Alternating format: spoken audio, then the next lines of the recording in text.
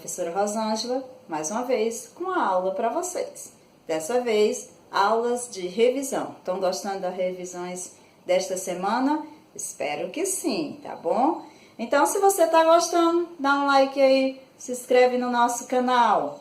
Muito bem, hoje nós teremos revisão de geografia. Então, separa já aí o livro de geografia de vocês, senta no lugarzinho de estudo de vocês, porque eu já vou passar a agenda do dia. Nossa agenda de quinta-feira, dia 18 de junho.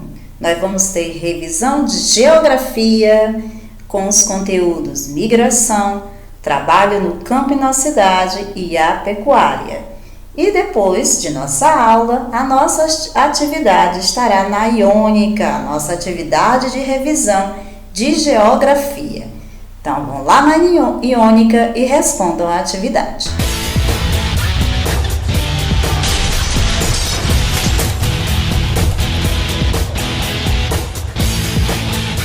Bem, após a nossa agenda, nós vamos dar início aos estudos das revisões dos conteúdos de hoje. Nós vamos ver migração, né? Os motivos das migrações, tanto de um país para o outro, como do êxito rural. Vamos também ver o que é migração, imigrantes e emigrantes, a diferença entre isto aí, né? O que é IBGE, né? O que é população. Nós vamos rever tudo isso no conteúdo de migração. Depois, nós iremos estudar o conteúdo de o trabalho no campo e o trabalho na cidade, né? A diferença de um trabalho para outro, o que é que um influencia o outro, né? É o que nós vamos ver. E pecuária, né? O que é a pecuária, quais os tipos de atividades são executadas na pecuária. Então, estão preparados para as nossas revisões? Ótimo. Então, peguem um livro, abram na página de imigração, porque as nossas aulas de revisão já vai começar. Muito bem, nós vamos começar a revisar o conteúdo de migração que está nas páginas 12 a 15. Então, peguem um livro de geografia de vocês e abram na página 12.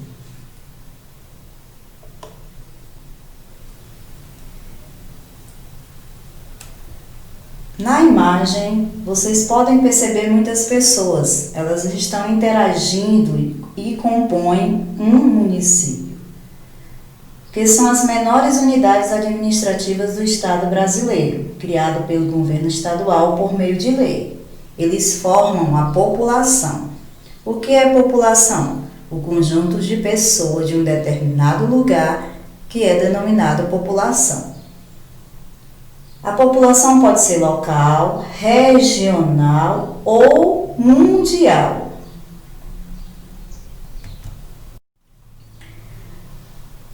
O Instituto Brasileiro de Estatística, o IBGE, é o órgão ligado ao governo federal que é responsável pela contagem da população de um local.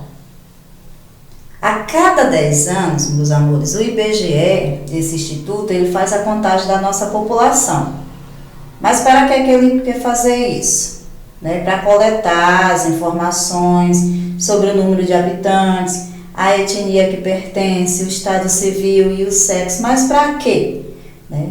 Para que isso é necessário? Para que eles querem saber isso?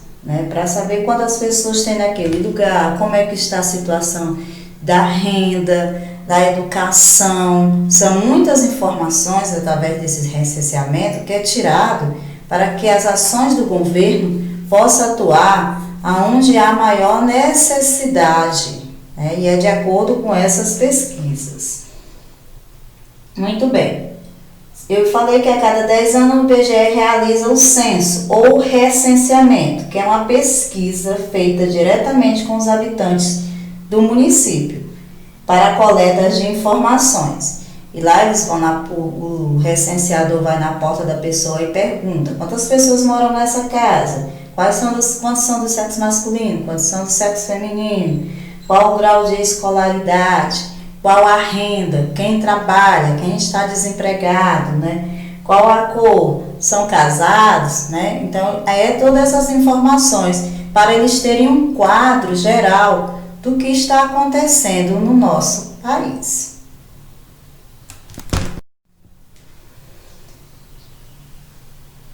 Vamos lá. De acordo com os dados, foi detectado, do IBGE que muitas pessoas que vivem em determinadas cidades, elas não nasceram ali, elas vieram de um outro lugar, né? Então, elas foram pessoas que saíram de sua terra e foram viver em uma outra região. Dessa forma, sabe-se que houve um crescimento ou não de uma população de um lugar, através dessa pesquisa do IBGE. Muitas vezes há um crescimento da população de um lugar, não só por causa do número de pessoas que nasceram ali, mas por causa do número de pessoas que se deslocaram para esse lugar. O deslocamento da população pelo espaço geográfico pode ser temporário ou permanente, ou seja, eu posso ir para um determinado local, passar um pedaço e voltar para o meu lugar de origem. Mas eu posso ir diretamente para lá e morar lá e não voltar mais para o meu lugar de origem. Então, vamos entender isso. Existem os migrantes. São pessoas que se mudam de um lugar para o outro. Já os emigrantes são pessoas que saem do seu lugar de origem para morar em um outro lugar. E imigrantes, pessoas que moram em um lugar que não são da sua origem. Por exemplo, aqui nós temos muitas pessoas que são imigrantes. Nós saímos de um lugar e estamos morando em um outro estado. Quando acontece a migração, o número de habitantes do país normalmente não se modifica, né? O país continua com o mesmo número de habitantes. Mas em relação à quantidade local da região, sim, houve uma mudança. Se eu morava em Recife, mudei e vim morar no Ceará, claro que a quantidade de habitantes de Recife diminuiu e a quantidade do Ceará aumentou, mas a quantidade de habitantes do país Brasil continuou a mesma.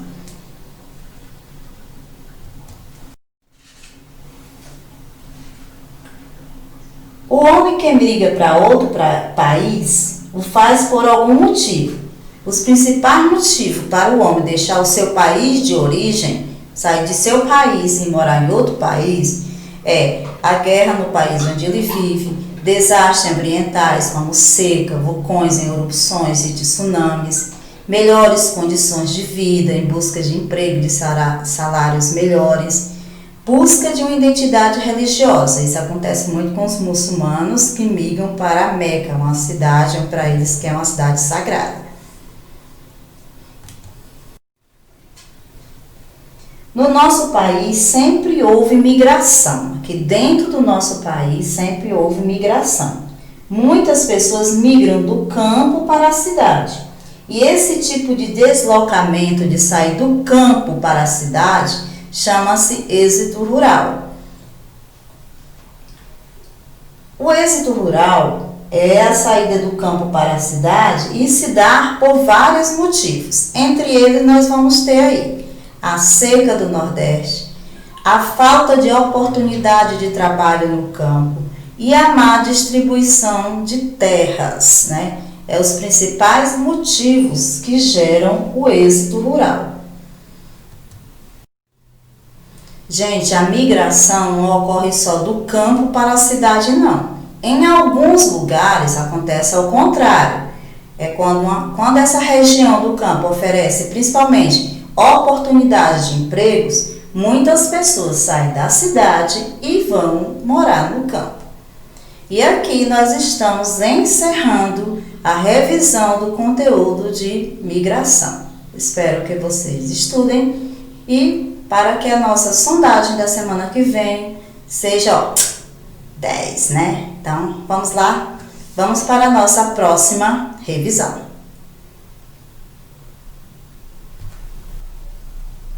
Muito bem, vamos agora para a revisão do conteúdo Trabalho no Campo e na Cidade, na página 50.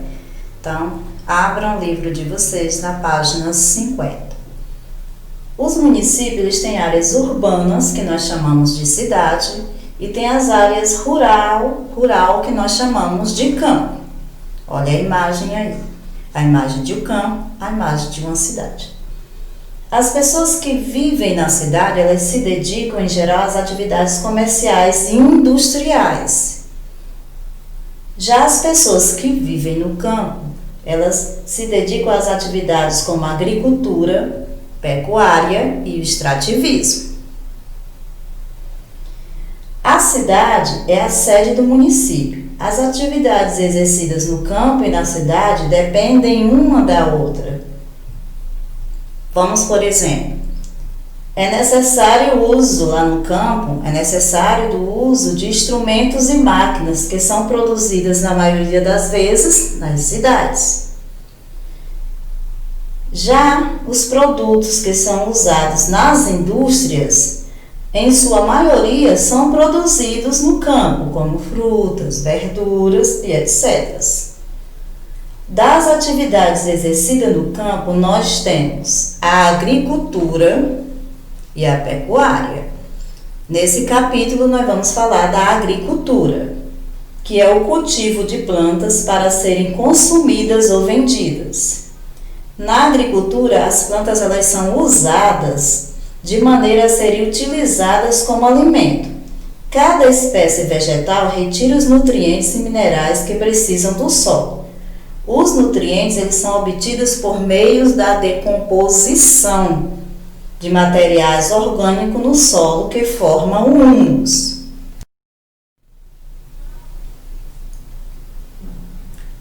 A decomposição que produz o humus ocorre porque a superfície do solo e tudo que há nele, resto de animais, resto de plantas, as folhas secas, os restos de alimentos, eles são desgastados pela ação da água, da temperatura, da chuva, do vento e dos seres vivos que nele vivem. Essa ação faz com que esses materiais sejam quebrados em pedaços menores, que se infiltram e são novamente quebrados em pedaços ainda menores pela ação das plantas, que neles conseguem se desenvolver. Quando esses seres vivos também se decompõem, se juntam às partículas já minúsculas, então forma-se o humus. É a presença de humus que torna o solo fértil, ou seja, tudo que entra em estado de decomposição se torna em humus para o solo, para tornar aquele solo mais fértil. Existem diferentes formas de se cultivarem as plantas. Existe a monocultura, a policultura e o cultivo de subsistência. Nós vamos falar de cada um. A monocultura é o cultivo de apenas uma determinada espécie vegetal, ou seja, observa a imagem aí. É uma plantação unicamente de um vegetal.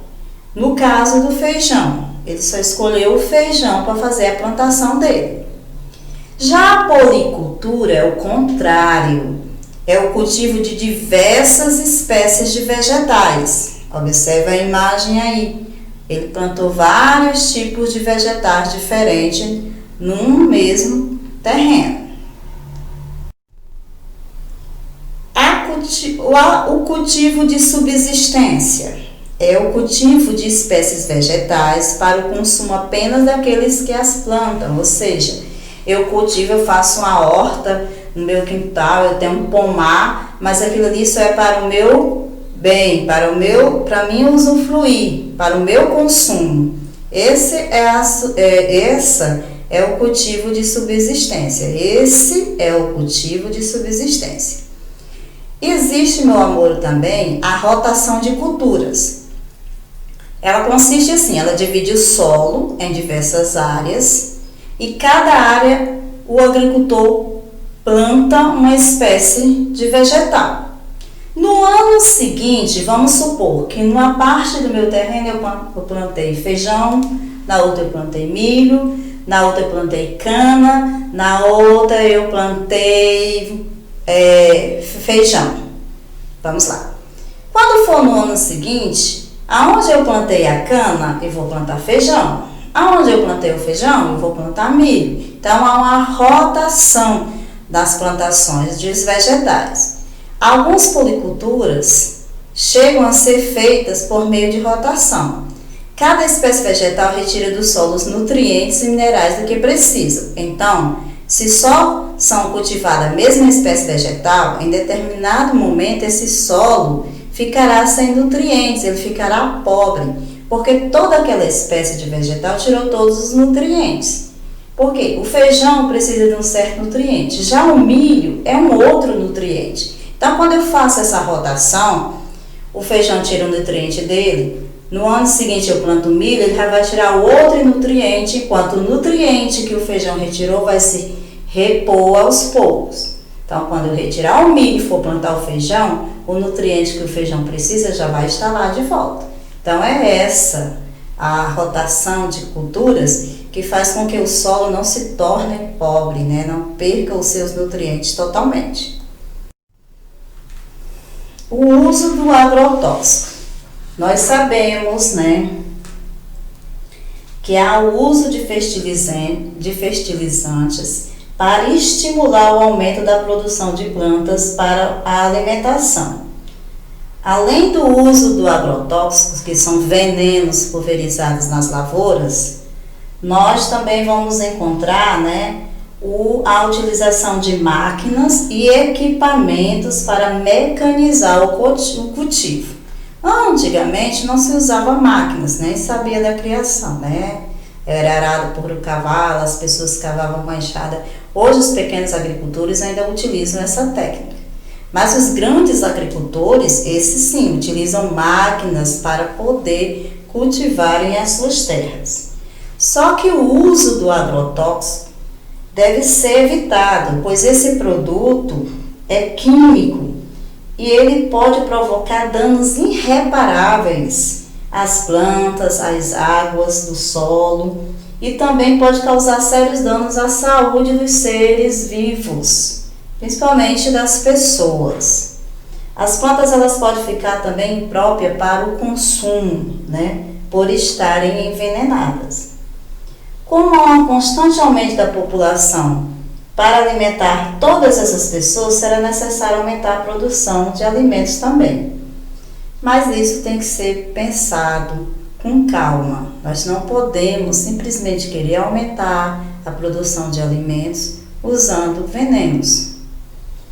Na agricultura, há necessidade de tomar alguns cuidados para que as plantas sejam adequadas para o consumo e para que não ocorra o esgotamento do solo, ou seja, para se manter o solo fértil, nós devemos ter certos cuidados.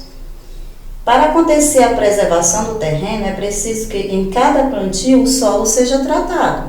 Fiz a plantação, vou plantar ano que vem. Primeiro eu vou preparar aquele solo, eu vou adubar, vou arar, vou irrigar, para só depois eu fazer a minha plantação. Se eu quiser uma plantação que dê bons frutos. Já no caso do desmatamento, onde as áreas que retiram madeira para vender, há uma lei que faz com que a pessoa que desmatou replanteie aquela área, né? Ele faça o replantio.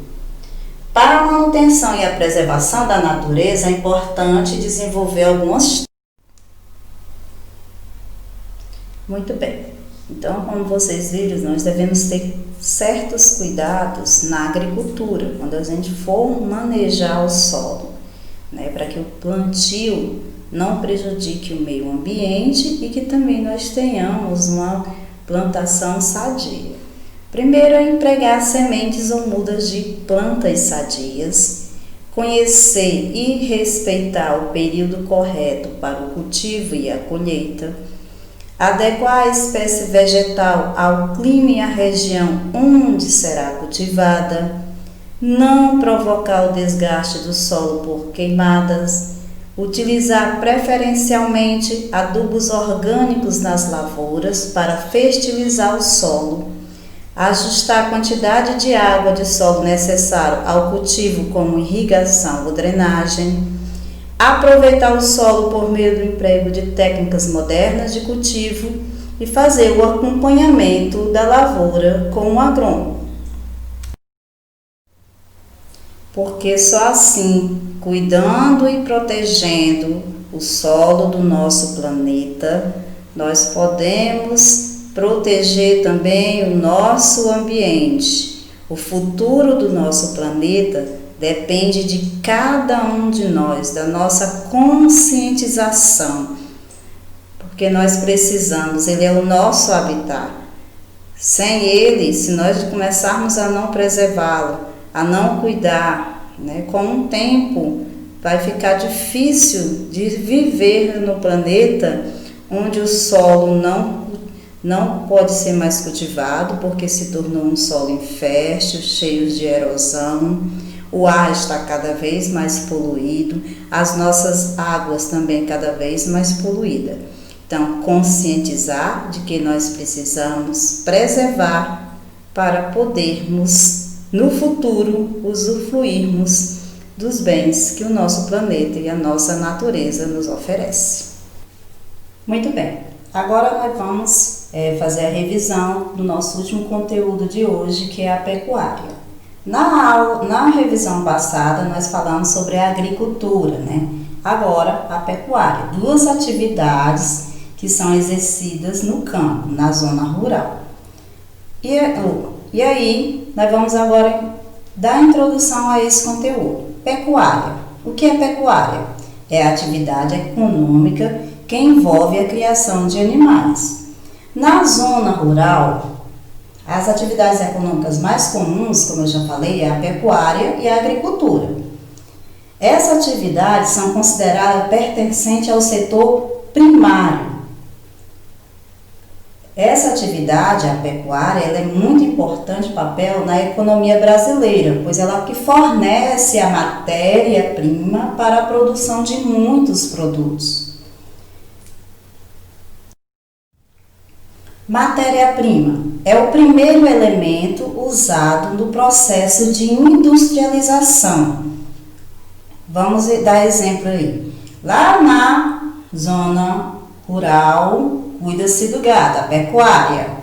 De lá é que vem o leite, do leite faz o iogurte, faz a manteiga, Vários derivados do leite, o queijo. Mas para que esse queijo, esse iogurte se transforme, primeiro vem a matéria-prima, que é o leite. E aí, cada espécie de animal, ele fornece uma matéria-prima para ser consumida ou transformada em novos produtos. O leite, eu posso consumir o leite do jeito que sai lá da fazenda, Mas, se eu pegar o leite e transformar ele em coalhada, em queijo, ele foi industrializado. E nós temos o cavalo e a égua, que fornece transporte e couro. Nós temos os porcos e as porcas, que fornecem carne e couro. O búfalo e as búfalas, que fornecem carne, leite e couro. Carneiro e ovelhas fornecem leite, lã e carne, e os bodes e as cabras fornecem leite, couro e carnes.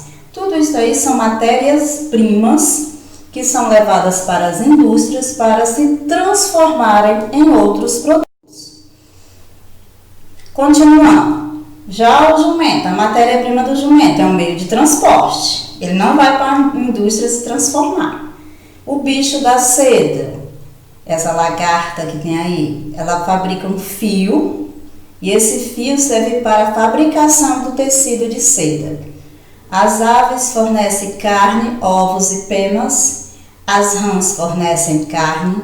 Abelhas fornecem mel, cera e própolis. E o peixe, ele fornece o óleo de peixe e a carne de peixe. Há vários animais criados que formam os rebanhos. Por exemplo, os rebanhos de boi e vacas, nós chamamos de bovinos. Os rebanhos de porco e porcas, suínos. De carneiros e ovelhas, ovinos. De jumentos e jumentas, assínios. Búfalos e búfalas, bufalinos. Bodes e cabras, caprinos. Cavalos e éguas, equinos, né?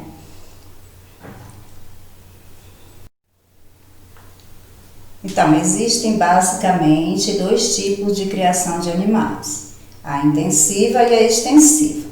A extensiva é aquela em que os animais são criados soltos em grandes áreas, geralmente se alimentando dos pastos. Como essa imagem que vocês estão vendo aí, o gado está solto no pasto se alimentando. Na intensiva, é aquela em que os animais são criados em pequenas áreas, confinados e se alimentando principalmente de rações. Observa aí, ó, o gado, eles estão presos em uma pequena área e se alimentando de rações. Este é o tipo intensivo de criação.